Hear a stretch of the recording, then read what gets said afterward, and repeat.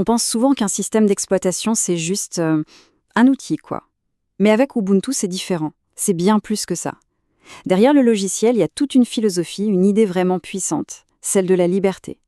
Alors aujourd'hui, on va explorer ensemble ce parcours pour voir comment cette grande idée du logiciel libre est devenue une réalité pour des millions de gens. Alors, commençons par la base. Quand on entend logiciel libre, qu'est-ce qui nous vient à l'esprit? Le plus souvent, c'est gratuit. Pas vrai? Eh bien, c'est pas tout à fait ça. La vraie valeur, elle est ailleurs. En fait, ce petit mot, libre, il cache une idée beaucoup plus grande. Voilà notre programme pour bien comprendre Ubuntu.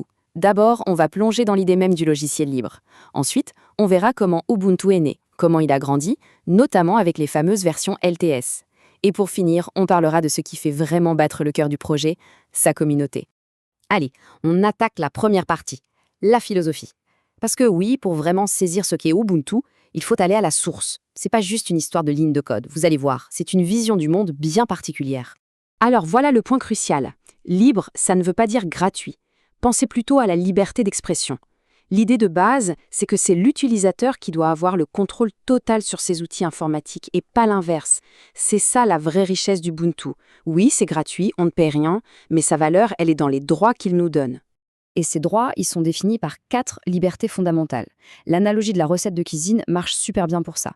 Imaginez, vous avez la liberté de suivre la recette, bien sûr, mais aussi de l'étudier pour comprendre comment elle marche, de la modifier pour y ajouter votre petite touche perso, et surtout de partager votre nouvelle version avec tout le monde. C'est exactement ce cycle de partage et d'amélioration qui fait toute la puissance du logiciel libre. Et franchement, il n'y a pas de meilleur symbole pour cette philosophie que le nom lui-même, Ubuntu. C'est un mot qui vient d'Afrique australe et qui a un sens magnifique. Ça veut dire quelque chose comme « je suis ce que je suis grâce à ce que nous sommes tous ». C'est juste parfait pour résumer cette idée d'une technologie qui est là pour la communauté, pour le partage, pour l'entraide. Bon, la philosophie, on l'a. C'est super. Mais maintenant, la question c'est comment est-ce que cette belle idée est devenue concrète? Comment est-ce qu'on est passé d'une vision à un des systèmes d'exploitation les plus populaires au monde? C'est ce qu'on va voir. Alors, tout commence en avril 2004. On a un entrepreneur, Mark Shuttleworth, qui a une ambition folle. Créer une version de Linux qui soit super puissante, mais en même temps vraiment simple à utiliser pour tout le monde. Et pour pas réinventer la roue, son équipe a eu la bonne idée de s'appuyer sur du solide, Debian, une autre distribution Linux qui est super respectée pour sa stabilité. Et là, ça va très vite. En à peine 6 mois, en octobre 2004, bam, la première version est déjà là, Ubuntu 4.10, avec son petit surnom, Warty Warthog.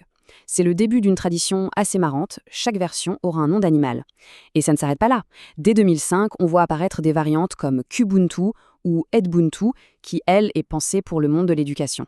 Forcément, avec le succès qui arrive, un nouveau problème se pose. Un gros défi même.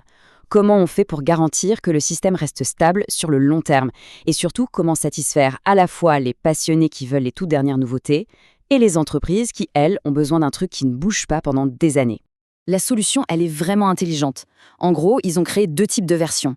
D'un côté, les versions standards, qui sortent tous les 6 mois. Celles-là, elles ont toutes les dernières nouveautés, c'est parfait pour les curieux. Et de l'autre côté, il y a les fameuses versions LTS, pour Long Term Support. Celles-là, elles sont conçues pour durer. Elles sont supportées pendant plusieurs années, elles sont ultra stables. C'est vraiment la version idéale pour les entreprises, ou pour quelqu'un qui veut un système qui dure sans surprise. Et ce grand tournant, il a lieu en juin 2006. C'est la sortie de la toute première version LTS, Ubuntu 6.06, surnommée Dapper Drake. Et là, ça change tout. C'est ce qui va vraiment ouvrir les portes du monde professionnel à Ubuntu. D'un coup, ça devient une alternative sérieuse, crédible et surtout hyper robuste. Mais vous savez, le vrai secret d'Ubuntu, son moteur, au final, ce n'est même pas le code, ce sont les gens, c'est la communauté. Et cet engouement, il a été instantané.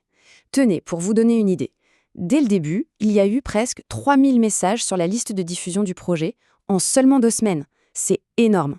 Ça montrait bien qu'Ubuntu ne sortait pas de nulle part, qu'il y avait une vraie attente. Et ce qui est génial avec cette communauté, c'est qu'elle est hyper variée. Bien sûr, il y a ceux qui écrivent du code, mais il y a aussi des gens qui traduisent, qui font du graphisme, qui écrivent de la doc, qui aident les débutants sur les forums ou qui testent les nouvelles versions pour trouver les bugs. En fait, pas besoin d'être un pro de l'informatique pour participer. Tout le monde peut apporter sa pierre à l'édifice. Ce rôle est tellement important que l'avenir même d'Ubuntu est décidé avec la communauté. Il y a des événements, les Ubuntu Developer Summit, où des contributeurs du monde entier se retrouvent pour décider ensemble de la direction que va prendre le projet. C'est ça, la collaboration à grande échelle. Et voilà, on a fait le tour, la boucle est bouclée. Tout nous ramène à ce simple mot, Ubuntu. C'est tellement plus qu'un logiciel, on l'aura compris. C'est vraiment une communauté mondiale de gens qui travaillent ensemble pour créer un outil qui soit à la fois puissant, libre et accessible à tous. C'est l'incarnation parfaite de cette belle idée d'humanité envers les autres. Voilà donc l'histoire d'Ubuntu. On est parti d'une simple idée de liberté pour arriver à un écosystème mondial hyper stable, le tout soutenu par une communauté de passionnés.